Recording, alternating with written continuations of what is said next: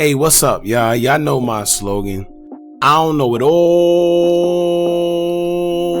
but I know what I've been through. Now, before we get into this video, please make sure you head on down to Instagram and follow us on our official Instagram page at Hookah Anonymous _. Alright, we're able to be a little more explicit, a little more uncensored, and share content freely without running the risk of having our channel terminated. So, once again, make sure you head on down to Instagram and follow us on our official Instagram page at Hookah Anonymous _.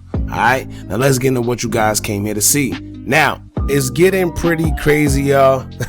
It's only Tuesday and we already got reports, in regards to the whole Oblock 5 and, the Oblock guys that went down for the indictment of FBG Duck's murder.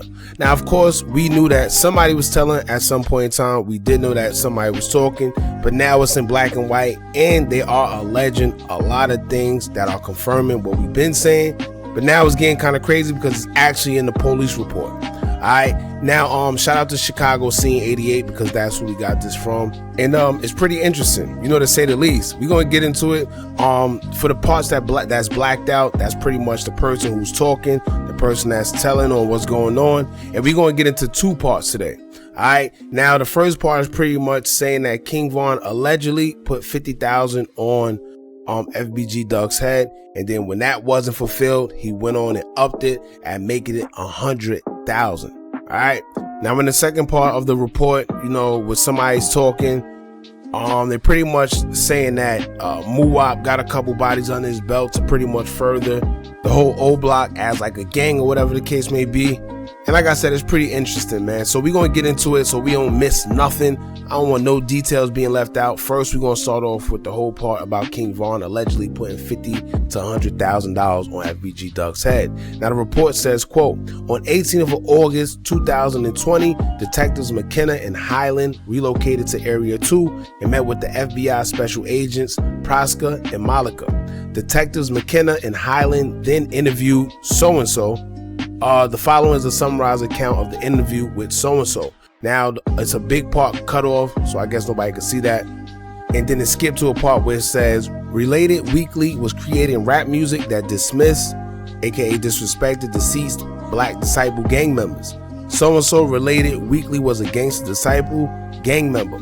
So-and-so related a Black Disciple gang member named so-and-so offered a $50,000 reward to anyone who killed Weekly. So-and-so related a short time later, so-and-so increased the reward to $100,000. So-and-so related after the murder of Weekly, so-and-so purchased custom-made necklaces for Oblock GDs responsible for the murder of Weekly.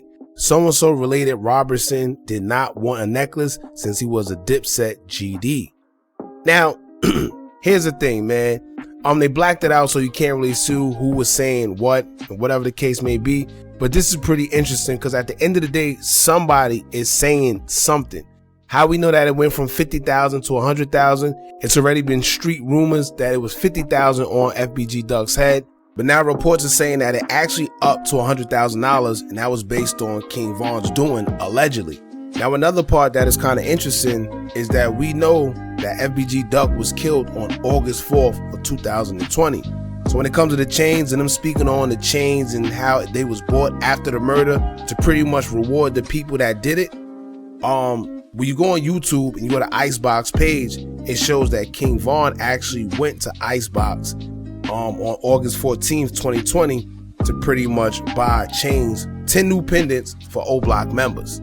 Alright, so according to the report, they're pretty much trying to say that was the reward for what they carried out, aka FBG Duck's murder, allegedly. So pretty much that was the first report alleging that King Von was the one that put money on FBG Duck's head.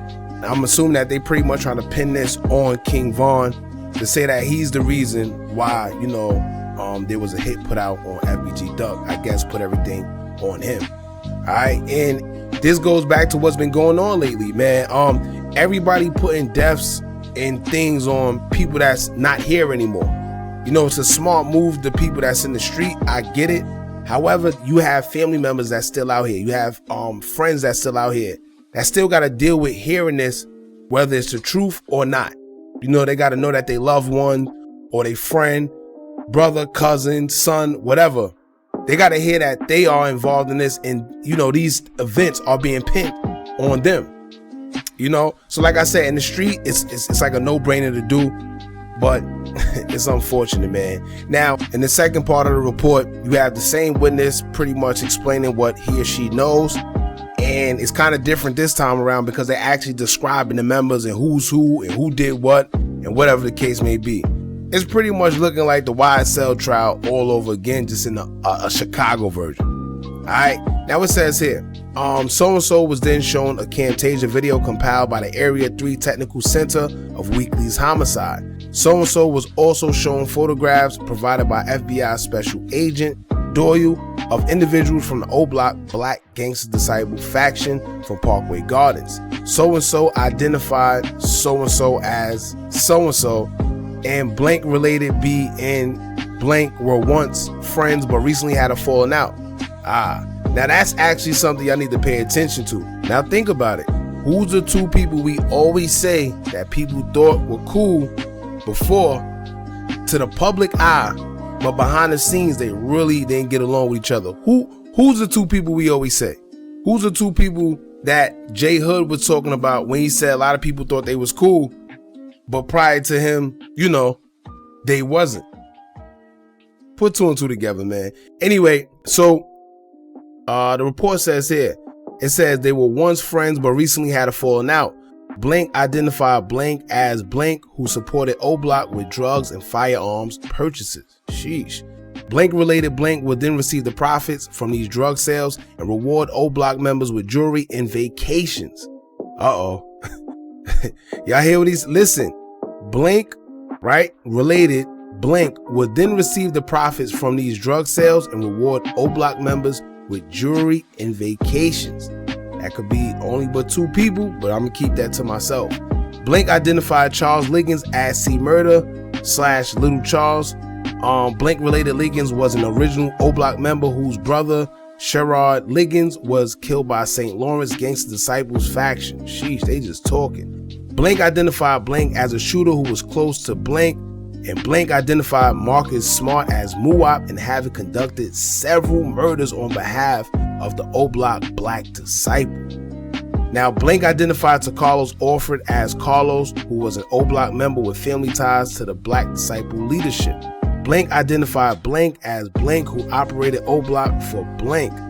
All right, now pay attention, because whoever it is, listen, whoever this is, they know exactly what's going on and who's who. And just from hearing this, whether they got the blanks in it, you know, it's blacked out, I kind of already know who's who just by hearing what they're saying. All right, now it says blank identified blank as blank, a low-level Oblock member. Blank identified blank as just a whole bunch of blanks. Identified Christopher Thomas as C-Thing, a younger Oblock member. Blank identified Kenneth Robertson as Gleesh, who was a longtime Oblock member and close associate to blank. Blank related he was willing to meet with law enforcement again. This conducted the interview of blank. Now listen, y'all, it's a whole lot of blanks going on, but I'm gonna put the paperwork up there so y'all can see for yourselves and make your own determinations of what's what, right? Now, you have, I scrolled through the comments of Chicago Scene 88, and I seen somebody make an actual good point that I want to point out before we just, gravitate all our attention to this report saying it's real. Maybe it's real, maybe it's not, who knows? I always tell y'all these days, you never know, because there's a lot going on. You got websites that'll help you construct fake paperwork. It's all type of things going on. Whether this is fake or not, there's somebody that knows what's going on, and just by them putting something like this out there, that's too much telling in itself. If anybody stumble upon something like this, I think it's enough to cause an investigation. Listen, when the police don't know what's going on, anything is something to them. You see what I'm saying? But anyway, let's get back to this comment that I seen while I was scrolling through the comments. Now, somebody by the name of, I don't know, RIP or RLP, they said, quote, fake paperwork, Kenneth Robertson is Kenny Mack, not Gleesh. Kenneth Robertson is also not a longtime Oblock member. He is from Dipset. These are crucial mess ups along with like 1,000 other things that are not right. The other paperwork posted said Oblock with GD's fake paperwork. Now, I know as much as y'all probably want to pin this on Gleesh and say Gleesh did this, he did that. We still don't know if he's telling or not. However, this comment is actually accurate, because Devontae Coburn is Oblock Gleesh's real name, not Kenneth Robertson. So they kind of, backwards on that. So like I said, I'm 50-50 with his paperwork. However, it's floating all around right now. So I had to speak on it. I wanted to talk about it. I want to hear what you guys got to say about it. Whether it's real or not, they saying a lot, man. A little too much. If it's fake, then hell of a job to whoever created this. Once again, I know everybody wanted to blame Gleesh, man, but it could be a mixture of people. I see some people saying Gleesh, some people saying Zell. It was Zell. That's part of the reason why he allegedly killed himself.